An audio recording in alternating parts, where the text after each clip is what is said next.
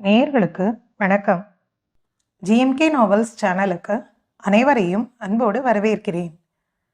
கௌரி முத்துகிருஷ்ணன் அவர்களின் எழுத்தில் அவள் வந்துவிட்டாள், அத்தியாயம் 5 மற்றும் 6.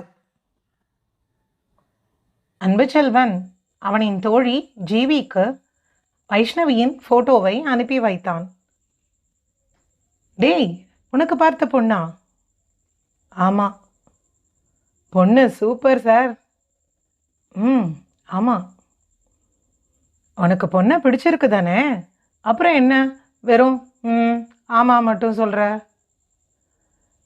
பொண்ணு நல்ல பொண்ணு தான், அழகாக இருக்கா. வீட்டில் எல்லாருக்கும் பிடிச்சிருக்கு, சம்மதம் சொல்லிட்டேன். அப்போ உனக்கு பிடிக்கலையா? எனக்கே தெரியல ஜீவி. வைஷ்ணவியை பார்க்கும்போது என் வாழ்க்கை மாறும்னு தோணுது. ஆனால் சுமியை என்னால் மறக்க முடியல. உனக்கு தெரியும் தானே என் காதலை பற்றி. நான் எப்படி சுமியை மறப்பேன்னு தெரியல. இதில் இவளை கல்யாணம் வேற பண்ணி இவ வாழ்க்கையும் நான் நாசம் பண்ணிடுவேனோன்னு பயமாக இருக்கு. டேய், என்னடா பேசிகிட்டு இருக்க? அவள் உன்னை விட்டு போயிட்டா. அதுவும் உன்னை வேண்டாம்னு சொல்லிட்டு போனவளை போய் மறக்க முடியலன்னு சொல்லிக்கிட்டு இருக்க. முடிஞ்ச ஒரு விஷயத்துக்காக இப்போ உன் வாழ்க்கையில் நடக்க இருக்கிற நல்லதை எல்லாம் வேண்டாம்னு சொல்வியா? ஜீவி, நான் சொல்கிறத கேளு. சுமி ஒரு பக்கம், கடமைன்னு ஒரு பக்கம். ஒரு ஆர்டர் கிடைக்க நாய் மாதிரி அலையிறேன் தெரியுமா? மாதம் ஓட்டுறதே பெரும் பாடு. இதில் கல்யாணம் ஒரு குறையா எனக்கு?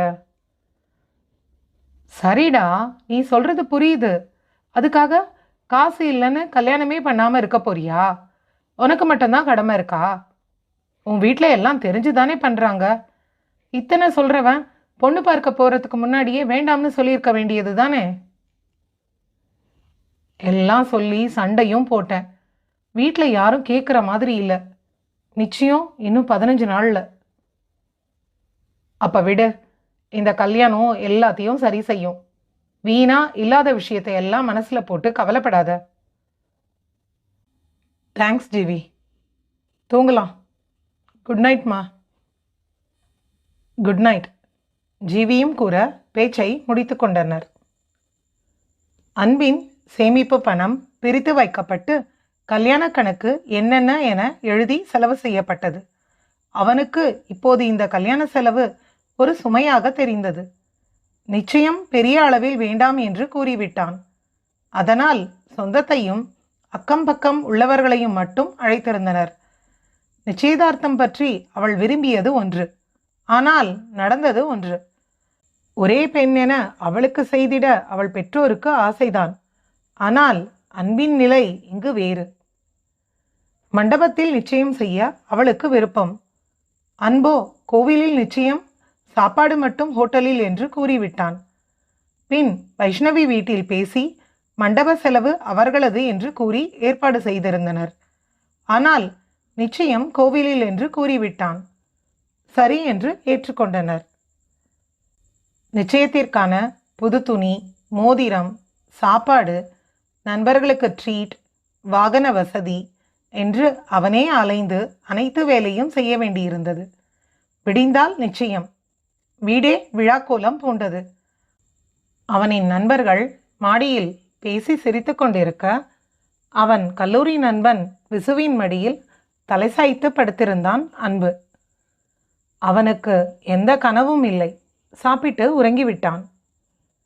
வைஷ்ணவி வீட்டில் நிலையே வேறு. உறவுகள் கூடியிருக்க அன்பை பற்றி பேசி பேசியே வாய் ஓய்ந்து போயிருந்தனர். அவளின் தோழிகளும் சேர்ந்து கொண்டு அன்புடன் பேச வேண்டும், கால் செய் என அவளை இம்சை செய்ய வைஷு அன்பிற்கு அழைத்தாள். முதல் முறை அழைத்தபோது நண்பர்களின் பேச்சு ஒலியில் அழைப்பு மணி கேட்கவில்லை. 2ஆம் முறை கேட்டது விசுவிற்கு. அவன் பெயர் பார்த்து அன்பை எழுப்பி கையில் அலைபேசியை கொடுத்தான். ஹலோ. அன்பின் குரல் கேட்க, நான் வைஷு பேசுகிறேன். என் ஃப்ரெண்ட்ஸ் உங்கள் கூட பேசணும்னு சொன்னாங்க, அதான் கூப்பிட்டேன். நாளைக்கு காலையில் நேரில் பார்க்க தானே போகிறோம், அப்போ பேசிக்கலாம். இப்போ வேண்டாம். நான் தூங்கிட்டு இருந்தேன் வைஷ்ணவி. Good night. அன்பு அவளின் பதிலை கூட கேட்காது இணைப்பை துண்டித்தான். வைஷு முதல் முறை அவனிடம் ஏதோ ஓர் ஒதுக்கம் உணர்ந்தாள். அவன் உறக்கத்தில் இருப்பதாக கூறி சமாளித்து அவளும் உறங்கச் சென்று விட்டாள். காலை கோவையில் உள்ள அகிலாண்டேஸ்வரி கோயில் கல்யாண மண்டபத்தில் வந்து இறங்கினர் பெண் வீட்டார். அதன் பின்னே வந்தனர் அன்பின் வீட்டார். சாமி தரிசனம் முடித்து சாப்பிட்டு நிச்சய உடை மாற்றி இருவரையும் ஒன்றாக அமர வைத்தனர். அன்பு முகத்தில் உணர்ச்சிகள் இல்லை. வைஷு முகத்தில் மட்டும் நாணம். அவன் அருகாமை தந்த கூச்சமும் நாணமும் அவளை தலைகுனிந்து அமர வைத்திருந்தது. நிச்சய ஓலை வாசிக்கப்பட்டு இருவரும் மோதிரம் மாற்றிக்கொண்டனர். அன்பு மோதிரம் இடும்போது அவன் கை நடுங்கியது. வைஷு வெட்கத்தில் அவன் கைப்பற்றி மோதிரம் இட்டு மீண்டும் தலைகுனிந்து கொண்டாள்.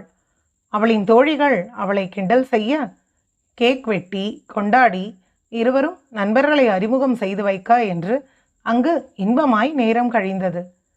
காலையில் இரு வீடாய் வந்து கிளம்பும்போது ஒரே வீடாகி இருந்தனர். அங்கு எதிலும் ஒட்டாத ஒருவனாக இருந்தான் அன்பு செல்வன். வீடு வந்ததும் தலைவலி என்று கூறி அவன் அறை சென்று விட்டான். குழப்பம் அவனை இன்னும் குழப்பியது. குழம்பியே உறங்கிப் போயிருந்தவனை அவனின் அலைபேசி அழைத்தது. விசு காலிங் என்று வர அழைப்பை இணைத்தான். ஹலோ, சொல்லுடா, நான் ரூமில் இருக்கேன். எங்கே இருக்க விசு நீ? நான் கிளம்பிட்டேன் மச்சி, ப்ளீஸ் கோவப்படாத. 2 நாள் தாண்டா லீவ் கிடச்சிது. அதான் இப்போ கிளம்பினாதான் சரியாக இருக்கும். இதை சொல்ல தாண்டா கால் பண்ணேன். விசு கூறவும், சரிடா, நீ இவ்வளோ தூரம் வந்ததே பெருசு. அன்பு, உன்கிட்ட ஒன்று சொல்கிறேன், தப்பாக நினைக்காத. போனவளை நினச்சி வர்ற பொண்ணை கஷ்டப்படுத்தாத. அந்த பொண்ணு பாவம், உன்னையே பார்க்குது. நீ எப்போ பார்ப்பேன்னு. நிச்சயம் உனக்கு தாண்டா நடந்துச்சு. ஆனால் நீ ஒதுங்கி ஒதுங்கி போகிற. இனி இதுதான் உன் லைஃப், கவனமாக பார்த்துக்கோ. சாரிடா, நான் குழம்பி போயிருக்கேன், அதான். எனக்கு எதுக்கு சாரி? முடிஞ்சா சிஸ்டர்கிட்ட பேசி சாரி சொல்லு. ரொம்ப நாள் இப்படி இருக்காத. கல்யாணத்துக்கு வரும்போது நீ மாறி இருக்கணும், சரியா? சரி, நீ கல்யாணத்துக்கு சீக்கிரம் வந்துரு. முன்னாடியே சொல்லி லீவ் வாங்கிக்க. இப்படி அடுத்த நாளே ஓடக்கூடாது, சரியா? சரிடா, நேரமாச்சு. பெங்களூர் போயிட்டு கால் பண்ணுறேன். சரிடா, டேக் கேர். அன்பு இணைப்பை துண்டித்து விட்டு அலைபேசியில் அவனுக்கு வந்த வாழ்த்துக்களை பார்த்து கொண்டிருந்தான். ஜீவியின் வாழ்த்து பார்த்து சிரித்துவிட்டு அவளுக்கு அழைப்பு கொடுத்தான். இங்கே வைஷு அவளின் அறையில் அழுது தீர்த்தாள். வைஷு அழுது கொண்டு இருந்தபோது அறையின் உள்ளே வந்தார்கள் கலையும் லக்ஷ்மியும். வைஷு அவசரமாய் கண் துடைத்து நிமிர இருவரும் கலவரமாய் அவளை பார்த்தனர். எதுக்கு இப்போ அழற வைஷு? லக்ஷ்மி கேட்க, நிச்சயம் முடிஞ்சு இன்னும் சரியா 1 நாள் கூட ஆகல, இப்படி அழுதுட்டு இருக்க, ஏன்? என்னடி ஆச்சு சொல்ல, எனக்கு பயமா இருக்கு. இன்னைக்கு அவர் என் கூட சரியா பேசவே இல்லை. என்ன அவருக்கு பிடிக்கலையா? நேற்று நைட்டு கூட பேசாம பட்டுன்னு ஃபோன் வச்சுட்டார். வைஷ்ணவி சொன்னதை கேட்டு கலை சிரிக்க லக்ஷ்மி நிம்மதியானார். அதான் இனி வாழ்க்கை முழுக்க பேசதானே போற. மாப்பிள்ள கூச்சப்பட்டு பேசியிருக்க மாட்டார். ஃபோன் பண்ணி பேசு. இனி உனக்கு முழு உரிமை இருக்கு. நீ அழுததும் நான் பயந்து போனேன். வைஷு, இந்தா உன் பட்டுச்சேலை. இதை கொடுக்க தான் வந்தேன். ஆனால் நான் வந்தது சரியான நேரம்தான். அத்தை, நான் வைஷு கூட கொஞ்சம் தனியாக பேசணும். பேசுங்கடா, நான் காஃபி எடுத்துட்டு வரேன். என்ன வைஷு இது? தேவையில்லாமல் ஏதேதோ யோசனை பண்ணிக்கிட்டு இருக்கேன். நான் வரலனா தேவையில்லாததெல்லாம் யோசிச்சு என் தம்பியை வில்லனாக்கி இருப்ப, இல்லையா? இல்லை அண்ணி, அவருக்கு என்ன பிடிச்சிருக்கா? எதுலேயும் அவர் ஒட்டின மாதிரி தெரியல. விருப்பம் இல்லாமல் இருக்கிற மாதிரி நடந்துக்கிட்டார். எனக்கு இருந்த சந்தோஷம் அவர் முகத்தில் இல்லை. ஊருக்காக வெளியே சிரிச்ச மாதிரி இருக்கார். வைஷு, நீ சொல்கிறது சரிதான். அவனுக்கு கல்யாணத்தில் விருப்பம் இல்லை. அண்ணி, என்ன சொல்கிறீங்க? நான் சொல்றத கொஞ்சம் முழுசா கேளு. அவனை பத்தி உனக்கு தெரியல, அதான். கொஞ்சம் குட்டி ஃப்ளாஷ்பேக் தான், பொறுமையா கேளு. சரியா? சொல்லுங்க அண்ணி. அன்பு எங்க வீட்ல ரொம்ப வித்தியாசமான பையன். ரொம்ப பொறுப்பு. அநியாயத்துக்கு நல்லவன். நல்லா வரைவான். அவனுக்கு பெஸ்ட் ஃப்ரெண்ட் அமிர்தாவும் விசுவும் தான். நல்லா பேசுவான். அவனுக்கு பிடிச்சிருந்தா மட்டும். எங்க சொந்த ஊரு கும்பகோணம். நான் பிறக்கறதுக்கு முன்னாடியே அப்பாவும் அம்மாவும் கோயம்புத்தூர் வந்துட்டாங்க. நாங்க பிறந்து வளர்ந்தது எல்லாம் கோவை தான். காசு இல்லைன்னு எங்க சொந்தம் எல்லாம் எங்களை பெருசா மதிக்க மாட்டாங்க. அதனால அங்க நாங்க பெருசா போனதும் இல்லை. எங்களுக்கு சொந்தம் கூட பெருசா ஒட்டுதலும் இல்லை. அப்பா டெய்லர். எவ்வளோ சம்பாதிக்க முடியும் சொல்லு? மிடில் கிளாஸ் வாழ்க்கை தான். எங்க வீட்டுக்கு எதிர் வீடு தான் அமிர்தா. அவங்க குடும்பமும் எங்க குடும்பமும் நல்ல நட்பு. ஆரம்பத்துல அமிர்தா கூட அவ படிச்ச ஸ்கூல் தான் நாங்களும். அப்புறம் வீட்டில் உள்ள பண கஷ்டம் நாங்க கவர்மெண்ட் ஸ்கூல் போனோம். அமிர்தா அன்பு 2 பேரும் நல்ல ஃப்ரெண்ட்ஸ். இப்போ அவ கல்யாணமாகி அமெரிக்கால இருக்கா. அமிர்தா அப்பா ரொம்ப நல்லவர்.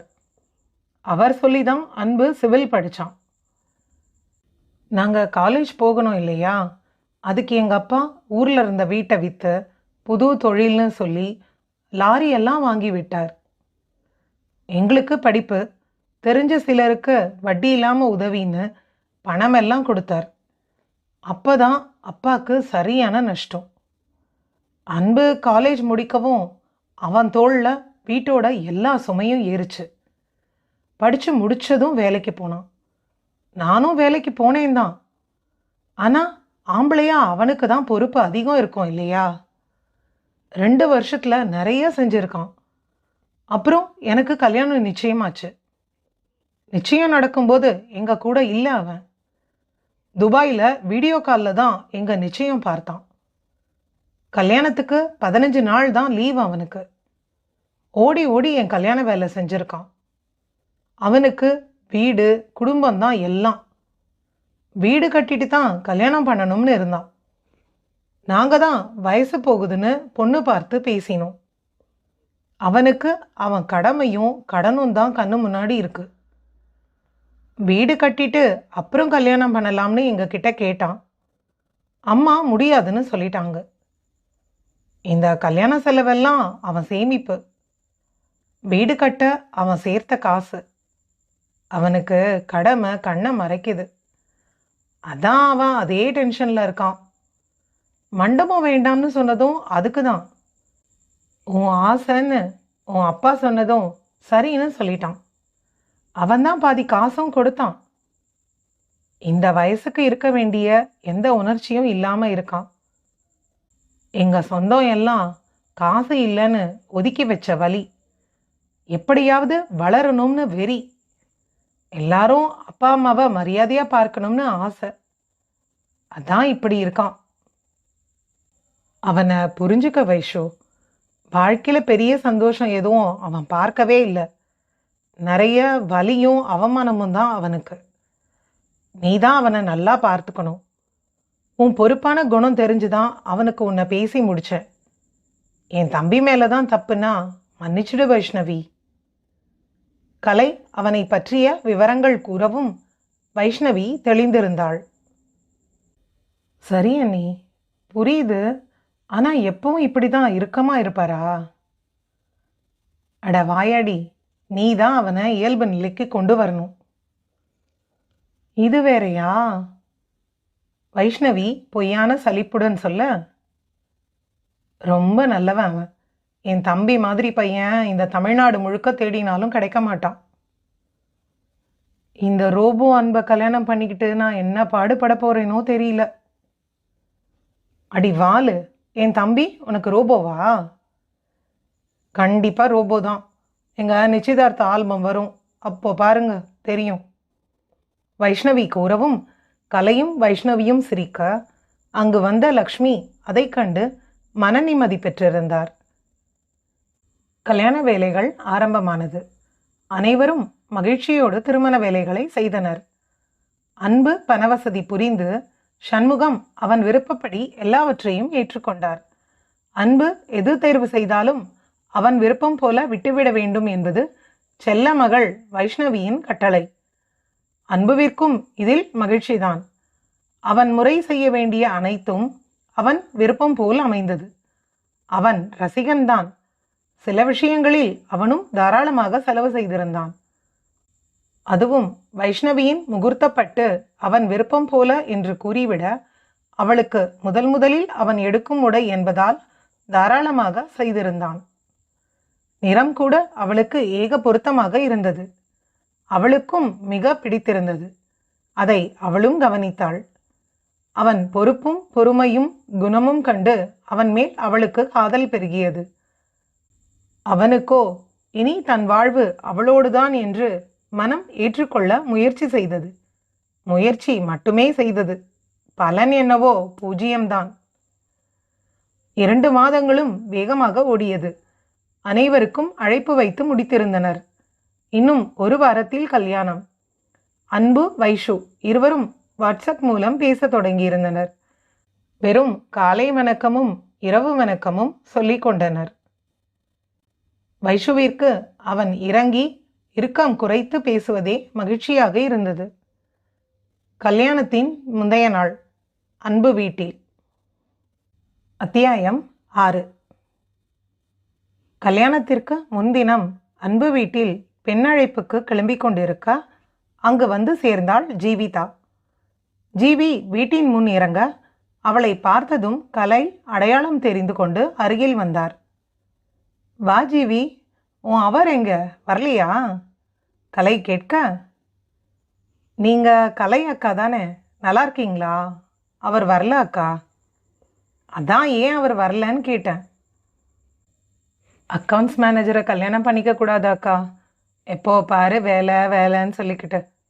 அவரை விடுங்கக்கா. அன்பு எங்க? மாப்பிள்ளை அழைப்பு இன்னும் கொஞ்ச நேரத்தில், அதான் தயாராகிட்டு இருக்கான். நான் என் நண்பை பார்க்கணுமே. நீ ஃப்ரெஷ்ஷாகிட்டு வாடா, அவன் ரெடியானதும் ஒன்றா போய் பார்ப்போம். பின் கலை வீட்டில் உள்ள அனைவருக்கும் ஜீவியை அறிமுகம் செய்ய ஜீவியும் கலையும் வேலையில் ஒன்றாக பேசி சிரித்து சேர்ந்து கொண்டனர். அன்பு கிளம்பி தயாராக இருந்தான். பெண் வீட்டிலிருந்து வந்து மரியாதை செய்து அன்புவை மாப்பிள்ளை அழைப்பு அழைத்து சென்றனர். பெண் வீட்டிற்கு அன்பின் வீட்டிலிருந்து சொந்தமெல்லாம் கிளம்பி வைஷுவை அழைத்து வர அவள் இல்லம் சென்றனர். வைஷு அவர்களை கண்டதும் அழுதாள். பெண்ணழைப்பு அன்றே பெண்ணை புகுந்த வீடு அனுப்பி வைத்து விடுவர் இவர்கள் முறையில். அதனால் அவளால் பிரிவை தாங்க முடியவில்லை. வீட்டின் ஒரே பெண். அவள் இல்லாது இனி வீடு களையெழுந்து போகுமே என அவளின் அம்மாவும் அழ அங்கே எவராலும் பேச முடியவில்லை. பின் நல்ல நேரம் முடியும் முன் கிளம்ப வேண்டும் என்று அழைத்து சென்றனர். இரு வீட்டாரும் மண்டபம் வந்து சேர்ந்திருந்தனர். அடுத்து வரவேற்பு நிகழ்ச்சிக்கு தயாராக வேண்டும் என்று கூறி சென்றனர். ஜீவி அன்புவை பார்த்து பேசிவிட்டு அவன் நண்பர்களோடு அறிமுகம் செய்துவிட்டு பெண்ணை பார்க்க வேண்டும் என்று கேட்க, அன்பு கலையிடம் கூறி ஜீவியை வைஷுவின் அறைக்கு அழைத்து செல்லுமாறு கூறினான். கலையும் அழைத்து சென்றாள். வைஷு கலை அழைக்க, வாங்க அண்ணி. அப்போ நான் உள்ள வர வேண்டாமா? அச்சோ, நீங்களும் வாங்க அக்கா. வயடி, உனக்கு சரியான ஜோடி, இந்தா வச்சுக்க. கலை கூற, யார் அண்ணி இவங்க? வைஷ்ணவி கலையை பார்த்து கேட்க, இந்த அவமானம் உனக்கு தேவையா ஜீவி? ஜீவிதா கண்ணாடியில் அவளின் முகம் பார்த்து அவளை கேட்டுக்கொண்டாள். அமிர்தா விசு போல அன்போட ஃப்ரெண்டு இவங்க, பேர் ஜீவிதா. அச்சோ சாரி, எனக்கு சத்தியமாக நீங்கள் யாருன்னு தெரியாது.